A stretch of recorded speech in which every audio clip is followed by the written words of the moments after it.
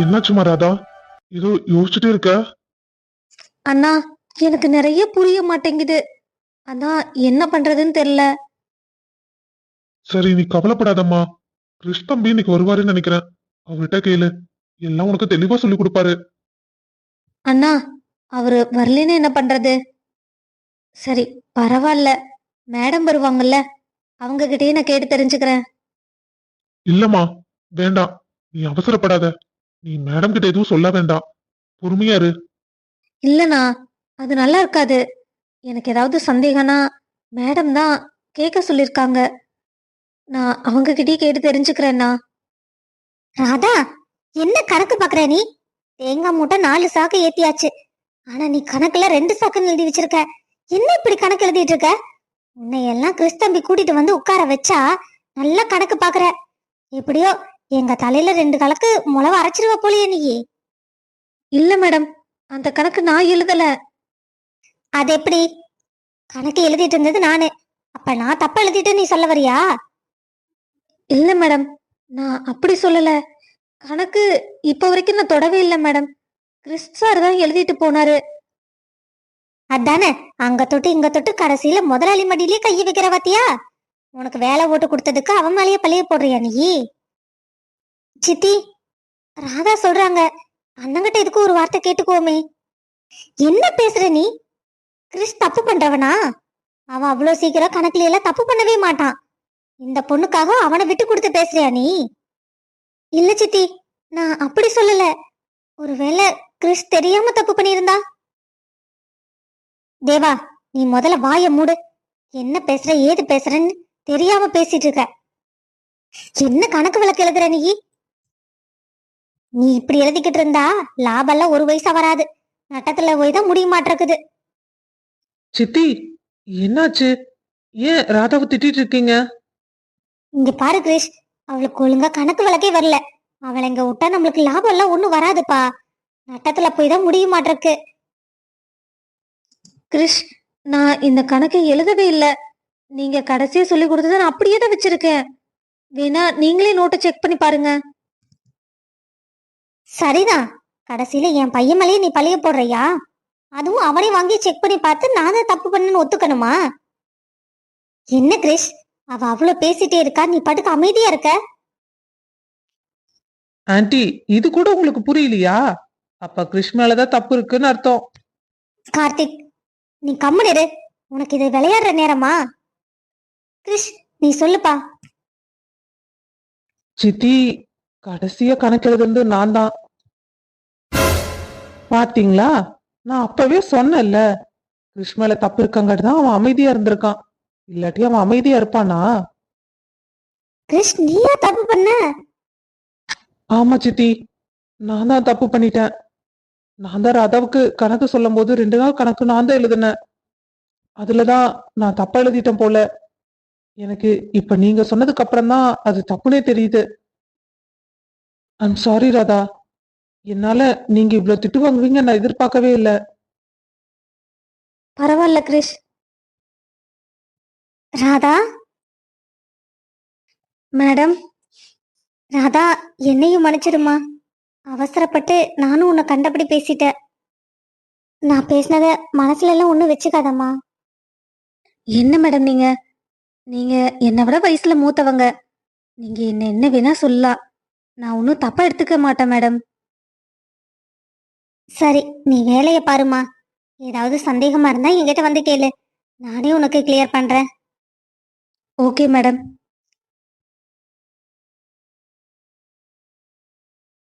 ரொம்ப தேங்க்ஸ் கிரிஷ். நீ மட்டும் உண்மையை சொல்லலைன்னா மேடம் என்ன ரொம்ப திட்டிருப்பாங்க. ராதா, நீங்க என் சித்தியை ரொம்ப தப்பா புரிஞ்சிருக்கீங்க.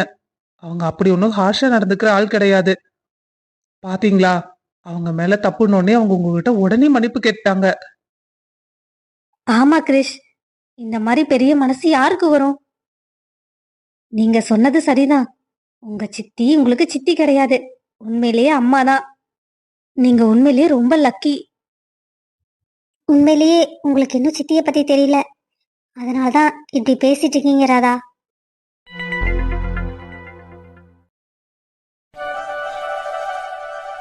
கனி, உன் மனசுல இருக்கிறத நீ எப்படியாவது அத்தை கிட்ட சொல்லிடு. அதான் உனக்கு நல்லது. இப்படியே எதுவும் பேசாம இருக்காதடி. வாய திறந்து எங்கிட்டயாவது சொல்லு. மாமா எல்லாமே என்கிட்ட சொல்லிட்டாரு. நீ எதுவும் சொல்லாம மறைச்சா கூட எல்லாம் எனக்கு தெரியும். ஏஞ்சல், என்னங்க? இன்னும் என்ன பண்ற? அவகிட்ட கேக்குறியா இல்லையா நீ? கேளு. சீக்கிரம் சஞ்சய் கிட்ட பேசணும்ல. அம்மாவே சமாதானப்படுத்தணும். கொஞ்சம் பொறுமையா இருங்க. இப்பதான் நான் அவகிட்ட பேசவே ஆரம்பிச்சிருக்கேன்.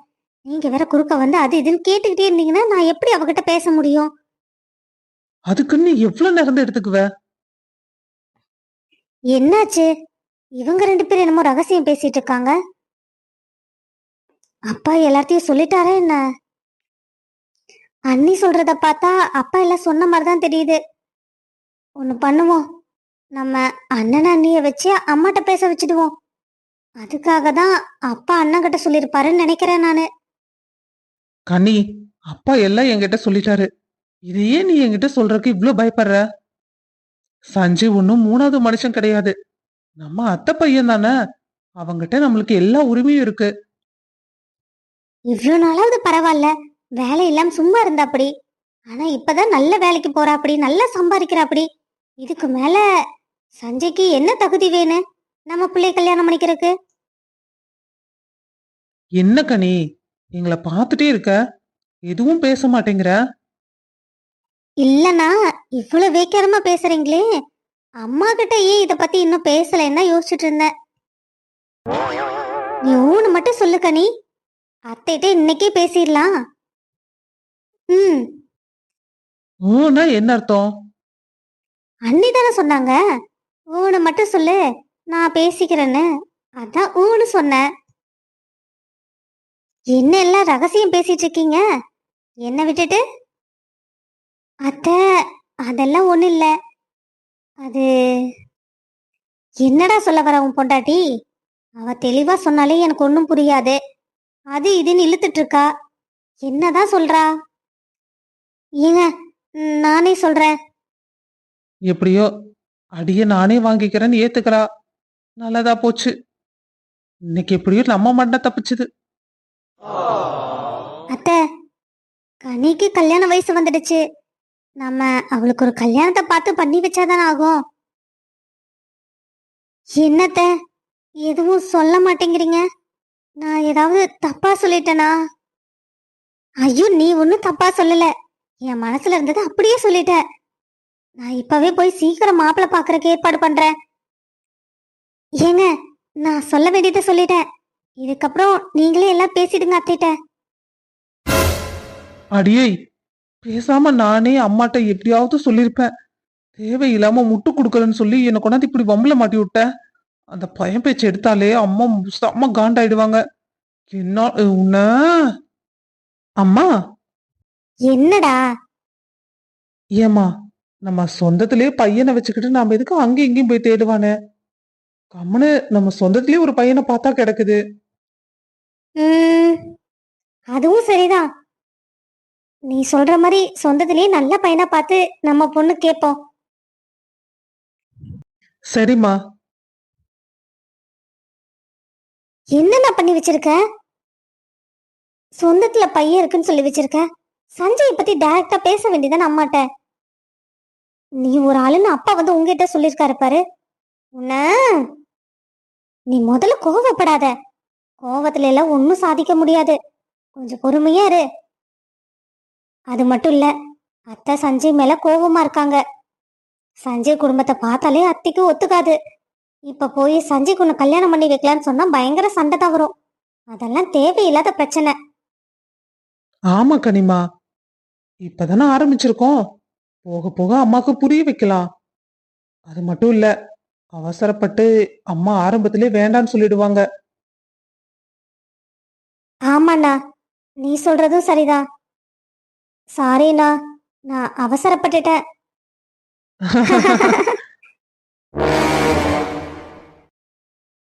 ஏங்க, நீங்க என்ன சாமி கிட்ட வேண்டிக்கிட்டீங்க? நான் என்ன வேண்டிய போறேன்? என்னைக்கும் என் வெண்ணிக்குட்டி சந்தோஷமா இருக்கணும் தான். நம்ம குடும்பத்துல எந்த பிரச்சனையும் வரக்கூடாது, எல்லாரும் ஒத்துமையா இருக்கணும்னு தான் வேண்டிக்கிட்டேன். சரி, நீ என்ன வேண்டிக்கிட்ட? ரொம்ப நேரமா கடவுள்கிட்ட ஏதோ கேட்டுக்கிட்டே இருந்தியே. தேனுக்கு டெலிவரி டேட் வேற நெருங்கிட்டே இருக்குல்லங்க. அவ ரொம்ப பயந்துட்டே இருக்கா. அதான் அவளுக்கு சுகப்பிரசவம் ஆகணும், நல்லபடியா குழந்தைய அவ்வளவு சந்தோஷமா இருக்கணும்னு வேண்டிக்கிட்டேன். ஏன், உனக்கு அந்த ஆசையெல்லாம் இல்லையா வெண்ணிலா? அது எப்படிங்க? ஆசை இல்லாம இருக்குமா? ஆசை இருக்கதான் செய்யுது. நாம் ஆசைப்பட்டதெல்லாம் நமக்கு கிடைச்சிருமா? அதுக்கெல்லாம் கொடுப்பன வேணுங்க. எது எது எப்ப கிடைக்கணுமோ அப்பதான் கிடைக்கும். நம்ம அவசரத்துக்கு ஒண்ணும் கிடைக்காதுல்ல. சரி வாங்க போலாம். அக்கா, தேவா, தேவா, எப்படி இருக்க தேவா? உன்னை பார்த்து எவ்வளவு நாள் ஆச்சு? வீட்டுல கிறிஷ் அப்பா எல்லாம் நல்லா இருக்காங்களா? சித்தி உன்னை நல்லா பாத்துக்கிறாங்களா?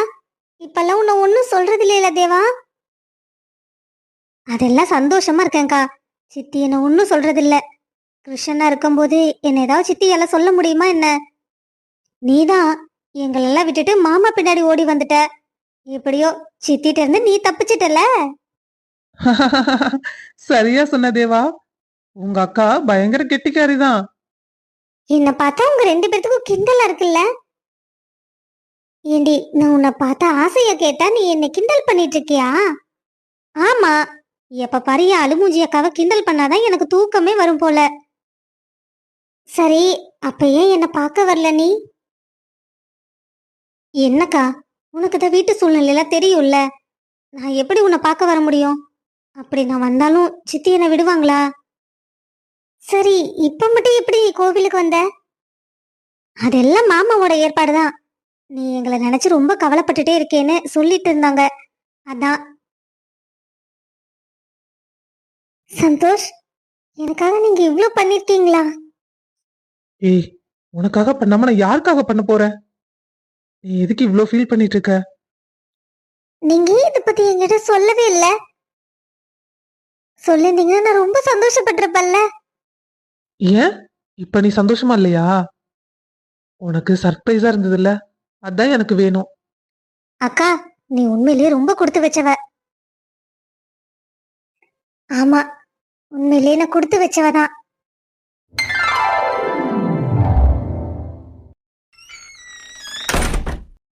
ஐயோ அம்மா. சஞ்சய், கொஞ்சம் இங்க வா. நான் உங்ககிட்ட கொஞ்சம் பேசணும். சொல்லுமா, என்ன விஷயம்? ஏண்டா, உன் கல்யாணத்தை பத்தி நானும் பேசிக்கிட்டே இருக்கேன். வாயை திறந்து ஒரு பழமை பேச மாட்டேங்கிற. ஒன்னு பொண்ணை பிடிச்சிருக்குன்னு சொல்லு, இல்ல பிடிக்கலன்னு சொல்லு. எதுவுமே இல்லாம கண்டுக்காம இருந்தா என்ன அர்த்தம்? அம்மா, கொஞ்சம் பொறுமையா இருங்கம்மா. நான் இப்பதானே வேலையில சேர்ந்திருக்கேன். அதுக்குள்ள கல்யாணத்தை பத்தி இப்படி பேசினா என்னம்மா அர்த்தம்? டேய், கல்யாண வயசை தாண்டி போயிடுச்சுன்னா பொண்ணுங்க கிடைக்காது. கொஞ்சமாவது புரிஞ்சுக்கோ. சரி விடுமா, பாத்துக்கலாம். சரி, நான் போயிட்டு வரேன். டேய் நில்லுடா. சரிம்மா, எதா இருந்தாலும் சாயந்தரம் வந்து பேசிக்கலாம். நான் போயிட்டு வரேன், எனக்கு டைம் ஆச்சு. சரி சரி, நானும் அதை பாக்குறேன். அத்தை, என்னம்மா வெளியே கிளம்பிட்டீங்களாட்டிருக்குது? ஆமாம்மா, வீட்டுக்குள்ளேயே அடைஞ்சு கிடக்குறா. அதான் கொஞ்ச நேரம் வாக்கிங் வெளியே கூட்டிட்டு போலான்னு பார்த்தேன். ஏன்பா, என் தம்பி சொன்னதை சஞ்சய் கிட்ட பேசுனீங்களா இல்லையா? ஒண்ணுமே சொல்ல மாட்டேங்கிறான். நான் என்னதான் பண்றதுன்னு தெரியல. அத்தை, நீங்க அதை பத்தியெல்லாம் ஒண்ணும் கவலைப்பட வேண்டாம். சஞ்சய் தம்பிக்கு கனிய கண்டிப்பா பிடிக்கும். ஆமாம்மா, நீங்க மனசை போட்டு குழப்பிட்டு இருக்காதீங்க. நீங்க மாமாட்ட மேற்கொண்டு பேச வேண்டியதை பேசுங்க. மத்ததெல்லாம் நாங்க பாத்துக்கிறோம். சரிப்பா. ஏங்க, அத்தை இவ்ளோ சந்தோஷமா இருக்காங்க. ஆனா சித்தப்பா இத பத்தி சித்திட்ட பேசவே இல்லையே. சித்தப்பா மட்டும் முடிவு பண்ணி என்ன பண்றது? சஞ்சய் கனி கல்யாணம் நடக்கணும்னா சித்தியும் சரின்னு சொல்லணும்ல. தேனு, இது மாமானால தனியா பண்ண முடியாது. அத்தையிட்ட பேசி சம்மதிக்க வைக்கிறது ஒண்ணு சின்ன காரியம் கிடையாது. கொஞ்சம் பொறுமையாதான் ஹேண்டில் பண்ணணும்.